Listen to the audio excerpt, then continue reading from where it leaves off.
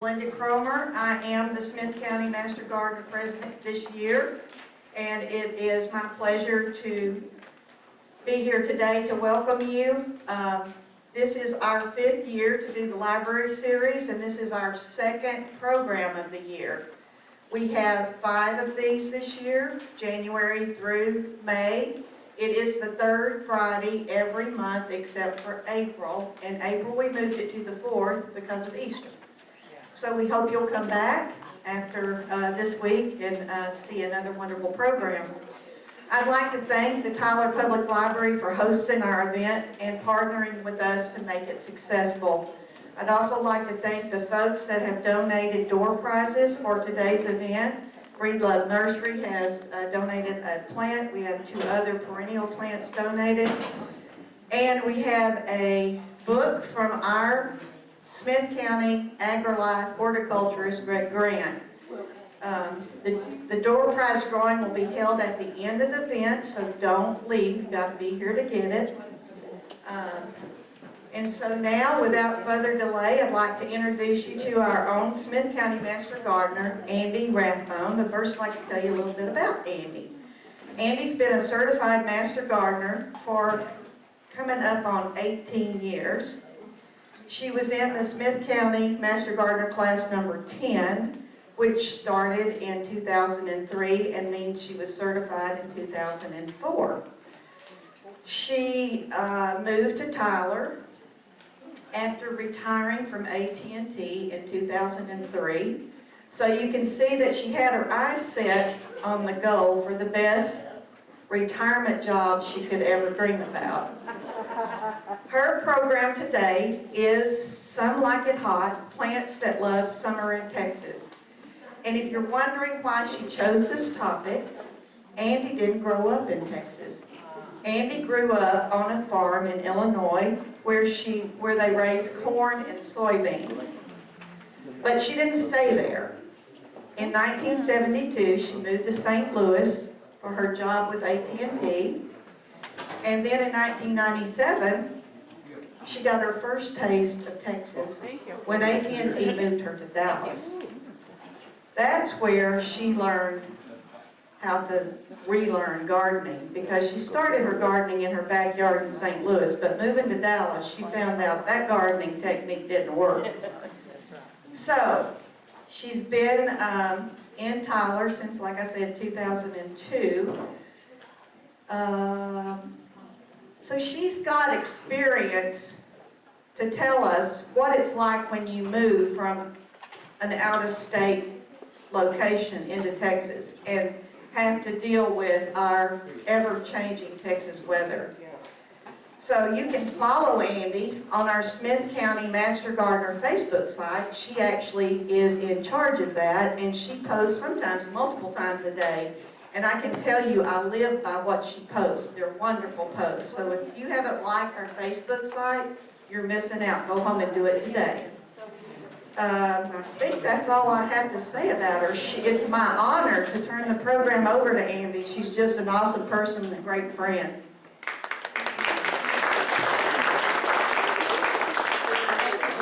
Now my head is about to explode.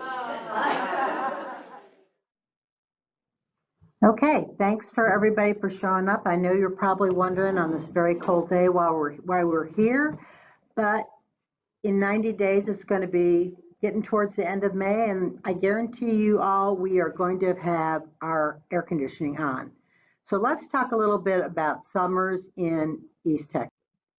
Summers in East Texas are hot, they're humid, and when you get to about the middle of June to the middle of July, it's like somebody turned the tap off and all the rain stops until we get to mid-September and a hurricane comes in the Gulf, and all of a sudden then we get the rain starting again. And if things don't change this year, this is the Drought Monitor Map. They update it every couple of weeks. This is towards the end of January, and you can see that Smith County via this map is in a severe drought. And if things don't change and we don't get a lot more rain, we are going to have a very, very dry summer. And luckily, a lot of the plants that like heat are also very drought tolerant.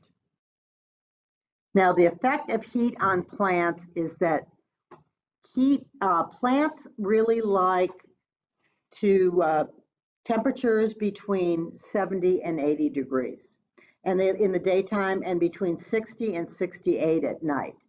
And the cooler nighttime temperatures intensify the color of the flowers that the plants bloom with, and they prolong the flower life, and they also help the plant recover for heat loss. Plants start really feeling the effects of heat when we get sustained temperatures over 85 degrees.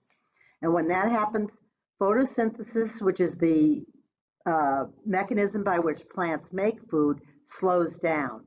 Once we have temperatures at night that stay way up in the 80s, respiration also stops, and that means that that's the process by which the plant uses the food that's made during the day, and it's also the process by which the plant cools itself off. So if we have sustained heat both in the daytime and the nighttime, you're going to see your plants look very spindly, they're going to look weak, and ultimately they can die. And this is why you see snapdragons and pansies, just when it gets hot, they just get brown and turn crispy critters and die.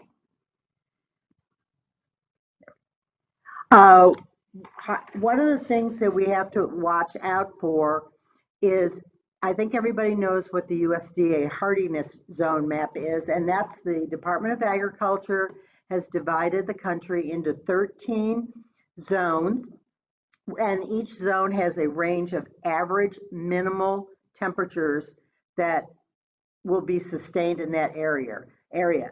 Tyler is in zone 8, and that means that we have average minimum low temperatures between 10 and 20 degrees. Now, I know that can be a little bit different, like last year when we got below 0, but that is a rare. On the whole and on the average, our temperatures are between 10 and 20 degrees. Now, you can't look at just the heat zone alone, because at hardiness zone alone, because if you look up at your yellow zone up here, you're going to see that the Pacific Northwest is also in hardiness zone 8, and they are going to be in way, way different zones than their summers are going to look way different than our summers do. So what you have to do is overlay your hardiness zone map with the heat zone map. And the heat zone map was developed by the American Horticultural Society. Dr. Mark Cathy, who was the president emeritus of AHS, gathered data from 78 weather stations across the US over a period of 20 years. And after he got done crunching all the numbers, he divided the country into 12 heat zones. And that is the number of days that are over 86 degrees in any given zone. And once again, Smith County is between heat zone 8 and heat zone 9, but you can see up here in the Pacific Northwest, they are much, much cooler in the summer. So we are between heat zone 8, which is 90 to 120 days over 86 degrees, and heat zone 9, which is 120 to 150 days over 86 degrees. And that's a lot of very hot days. So when we garden for the heat, what we want to do is we want to have smart plant selection. We want to select plants that not only are going to withstand the heat, but are also going to have sustained blooms all through the summer, especially when we get very, very hot in August. And when it gets very, very hot, most flowers don't like to bloom. They're busy trying to keep cool, so they don't have the energy to send out flowers. But there are some flowers that do like the heat and will bloom.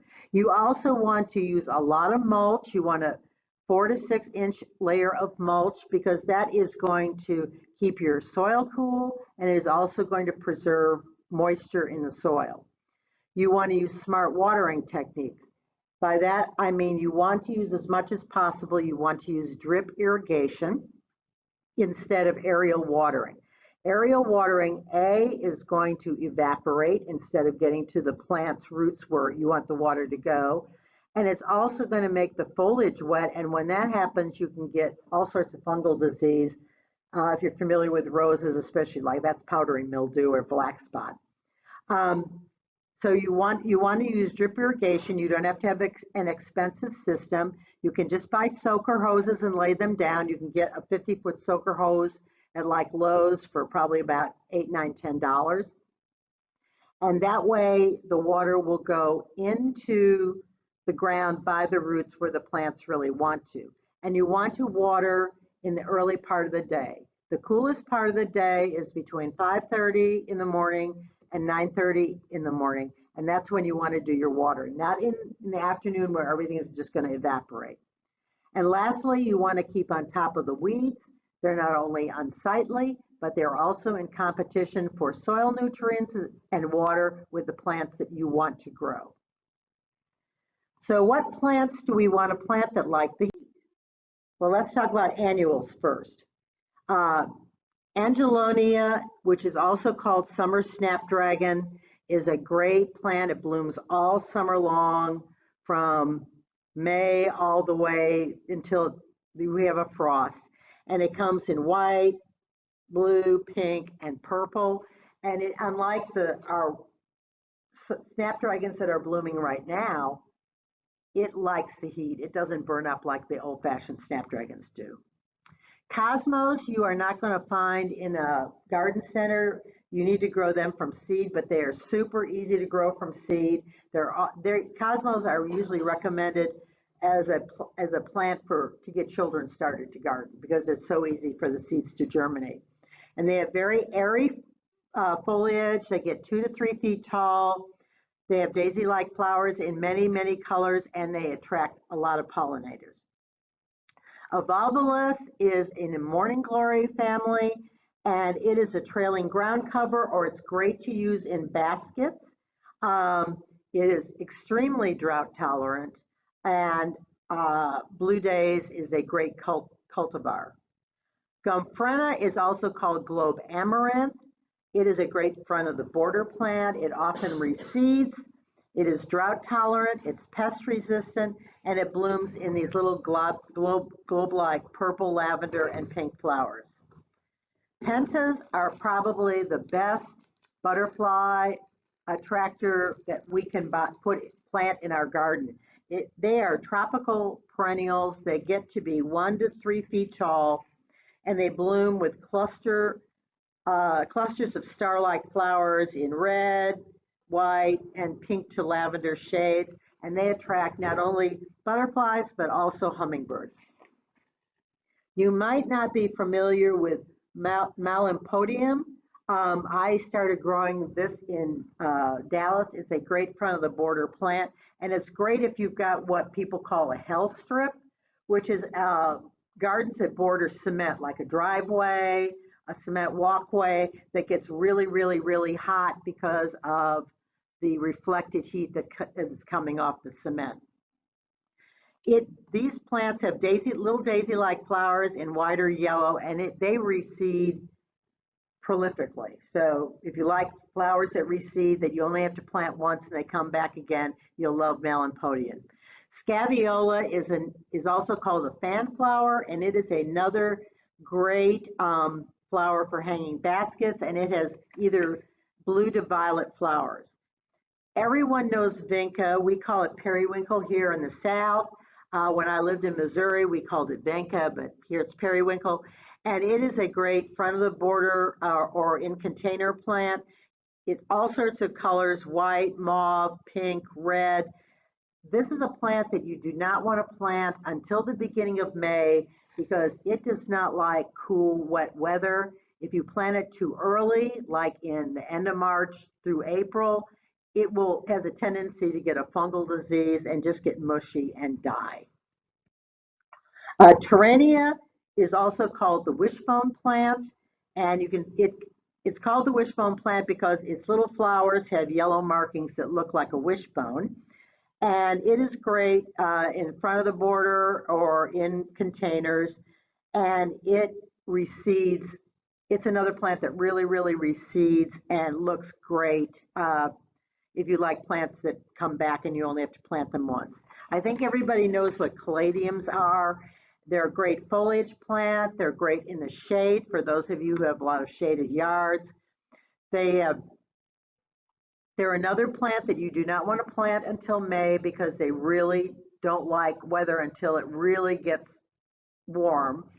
And it's a great foliage plant. It's heart-shaped leaves, and they're like white, green, pink combinations of all the above.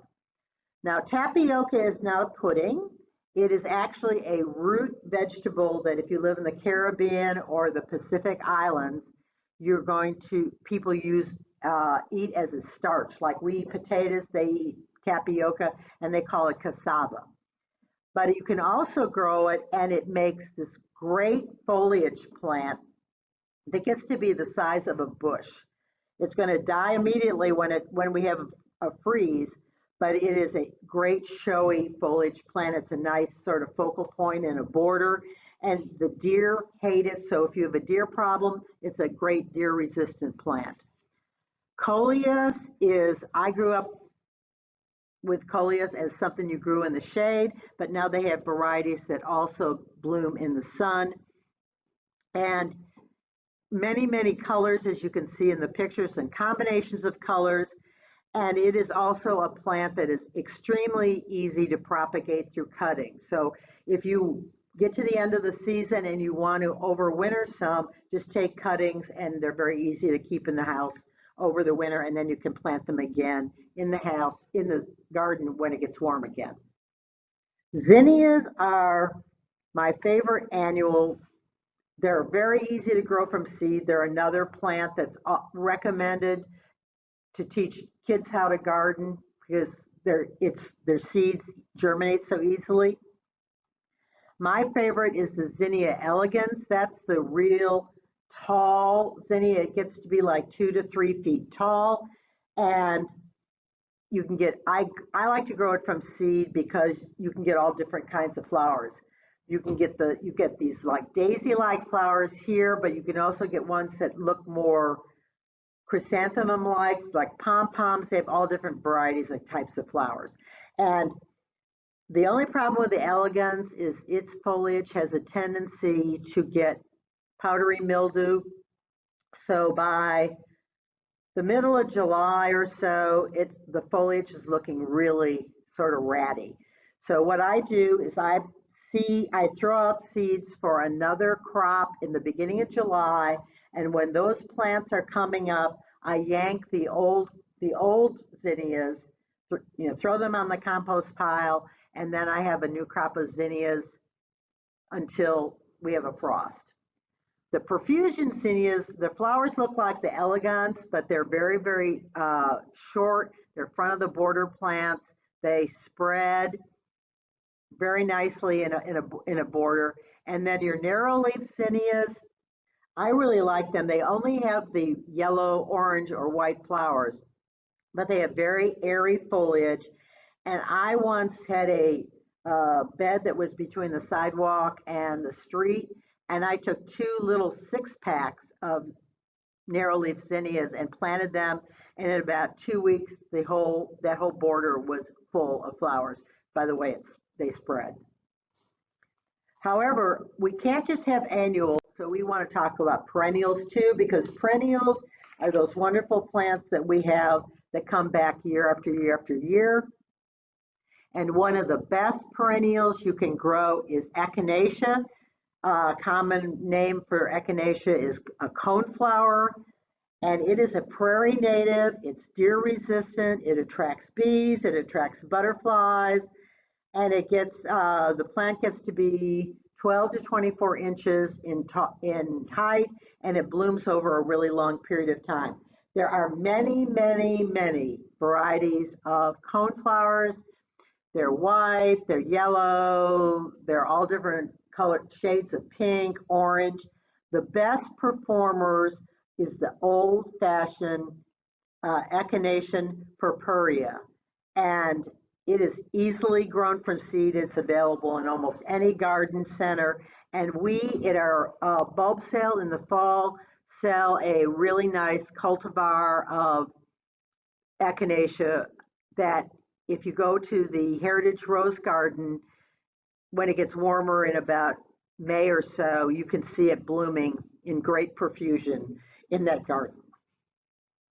Guara is another prairie plant, and it grows from, its foliage is very low, a low mound of foliage, but then it sends out really airy 3 to 4 foot stalks, and on the end of each stalk you'll have a small, wider pink blossom, and and all those flowers attract butterflies, and this is also a very, very drought tolerant plant.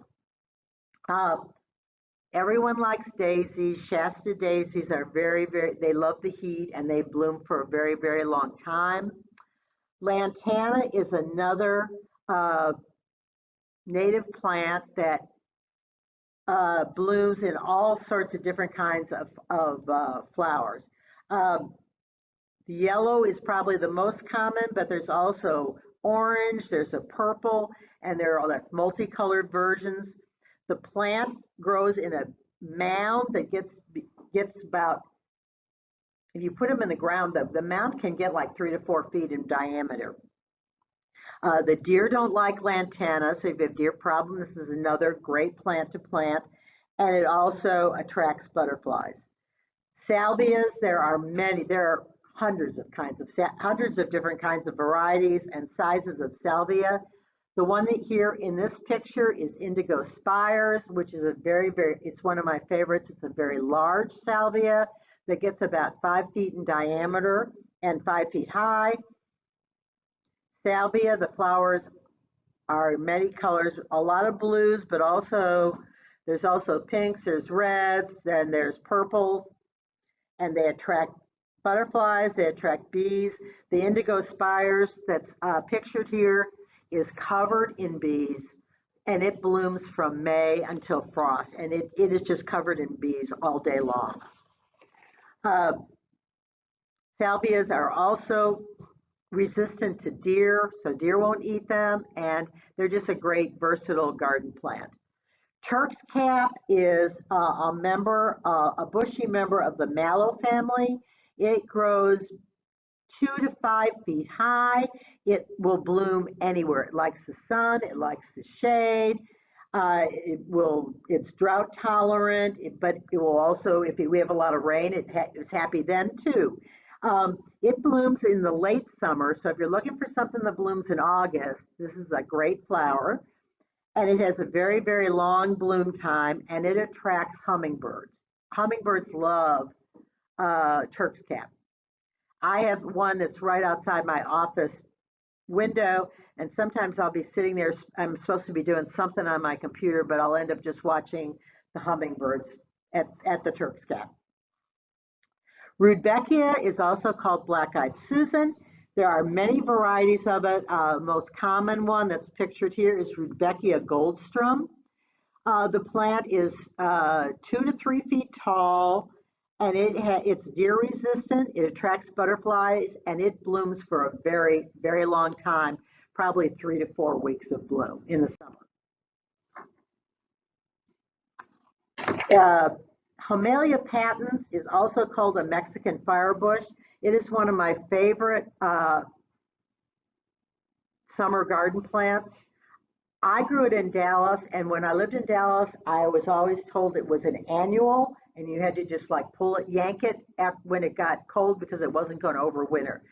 But when I first moved here, I went to Blue Moon, and there was this giant firebush that was in the ground, and it was like April, and I said, why is this here? And they said, well, we thought we forgot to dig it up and it overwintered, and here it is. And I was like, oh. So I've left mine in the ground now for about 15 years. It survived the snowpocalypse, so it will come back.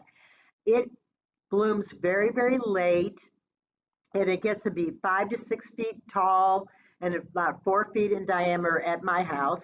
And in about August, it starts blooming in these very tubular-like orange flowers, and hummingbirds just love it. It will die immediately. The minute the temperature gets to 30 degrees, it becomes crispy critters and it's dead. And you cut it to the ground, really load on mulch, and it will survive the winter, and but it will be the last thing to come back to appear in the spring. It starts coming back out of the ground in May. Rosemary is an herb, but you can also use it as an evergreen hedge. It gets here in the ground, it gets about 3 feet tall, and Arp rosemary, which is named for the city of Arp, right by in the county, is the most cold hardy variety that's available on the market. And again, my Arp rosemary that was in the ground survived last February, so it is very, very hardy. It blooms with little itsy bitsy blue flowers that attract the bees. It's deer resistant, and if you're growing vegetables or other herbs, it's also rabbit resistant, which is also very, very important. If you grow the tall Ruellia, you know that it's sort of a menace because it marches and it has a tendency to take things over. But the dwarf variety is a small, it's like six inches at most tall, and it just stays at the front of the border, and it will spread, but it's very well behaved. I was given 2 plants from a friend when I first moved to Tyler, and it is spreading, but it is certainly not taken anything over. So it's a great plant. Milkweed is a plant that everyone should be growing. I think when I was growing up in Illinois, one of my least liked summer jobs was I'd have to detassel corn, which is a horrible job. It's hot. It's a bad job. But when I was a kid up in Illinois, from the fence row to the road, all that whole area along the roads was covered in milkweed, and it would bloom all summer long. It was beautiful, and you would be covered with monarch butterflies because milkweed is the host plant for the monarch butterfly. But then Roundup Ready corn seed was introduced to the market, and when that happened, the use of Roundup seriously increased by 500%. And so now if you go up to Illinois or Iowa or any place where they really grow a lot of corn, you will not see one milkweed plant because they just spray for the weeds indiscriminately, and it drifts over the fence posts, and that's the end of the milkweed. So the monarchs are in trouble. Everyone needs to plant milkweed and help us save the monarch butterflies. Now, lastly, if you see a plant that has hibiscus in its botanical name, you know it's going to like the heat. Hibiscus, of course, the hibiscus that we see a lot in garden centers are tropical hibiscus. They're going to grow really great here in the summertime, but they're going to die as soon as we have a freeze. But there are some hibiscus varieties that will overwinter here in North Texas. Your Texas star hibiscus is a great plant to plant in the ground. It'll come back year after year after year. The only caveat here is its foliage does look like cannabis. And there have been instances where the police have knocked on people's doors and they've had to go, no. This is no, this is a plant, this is a flower. Your Althea that everybody here knows, Rosa Sharon, we called it up north, call it Althea in the south, is also a member of the hibiscus family. It will be a very large shrub to a understory tree, and it's probably one of the easiest things to propagate from cuttings. If you want to take a cutting of ones you like in May, it's a great plant to propagate that way. Confederate rose is a very large plant. It is something I'd never heard of till I moved down here. It is another plant that comes back from the ground in the spring, but it gets to be 10 to 15 feet high in the summertime. And it blooms with these flowers, and they start out really dark pink, and then they turn light pink, and then they turn white. So its botanical name is hibiscus mutabilis. So if you know about the mutabilis rose, it's the same principle with the flowers of this hibiscus. And lastly, we have summer bulbs that love the heat. A lot of these are very hard to find in the trade, but lucky for y'all, we sell most of them at our From Bulbs to Bloom bulb sale every fall. First off is a crinum. This is an old southern garden plant. This is the kind of plant that your grandmother or great-grandmother probably grew in her garden in the South, if you're from the South. And a lot of people just get it from it being a pass-along plant, but it grows on a mound of big clump of strappy foliage, and then it'll send 3 to 4 foot stalks up in the summertime, and they bloom with lily-like flowers. There are 3 really most common varieties. This one here is the milk and wine variety that blooms in May, and it has white flowers with little magenta stripes. Later on in the summer, there's an Ellen Bosanquet variety that blooms really dark, almost magenta pink. And there is also a white variety called Alba. And the only caveat I'll give you about a crinum is you need to plant it where you want it to stay forever. The bulbs are very large, and they get larger the longer they're in the ground.